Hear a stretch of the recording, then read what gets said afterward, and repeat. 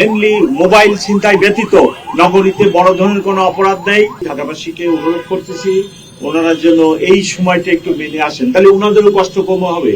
ওনারা এসে যদি ওই পলাশের ওখানে দাঁড়ায় থাকেন ঘন্টার পর ঘন্টা, অনেকে সম্মানিত মহিলারা আসেন, বাচ্চা মেয়েরাও অনেকে আসেন, আমি চাই না ওনাদের এই কষ্টটা হোক।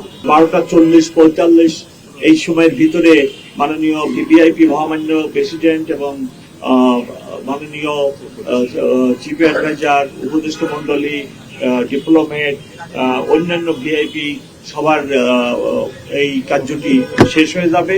তারপরে জনসাধারণের জন্য উন্মুক্ত করা হবে। এই জন্য আমি সকলকে আবার অনুরোধ করতেছি, আপনারা একটা দুইটা বিচ্ছিন্ন ঘটনা ছাড়া বড় কোনো ঘটনা বলতে পারবেন না। একটি সিগনিফিকেন্ট ঘটনা 2 দিন আগে হয়েছে উত্তরাতে, যেটা ফেসবুকে ভাইরাল হয়েছে।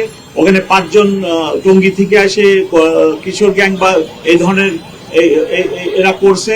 ওই 5 জনই আপনারা কালকে আমরা মিডিয়াতে দিয়েছি। 5 জনকে অ্যারেস্ট করা হয়েছে, সন্ত্রাস দমনে মামলা নেওয়া হয়েছে। গতকালকে তাদেরকে সেন্ড আপ করা হয়েছে, রিমান্ডে আনা হচ্ছে। আমরা সাকসেসফুলি ওটা হ্যান্ডেল করছি। আমি মনে করি বিচ্ছিন্ন 1-2টি মেনলি মোবাইল ছিনতাই ব্যতীত নগরীতে বড় ধরনের কোনো অপরাধ নেই, ল অ্যান্ড অর্ডার কোনো সমস্যা নেই। এভরিথিং ইজ নর্মাল ইনশাল্লাহ।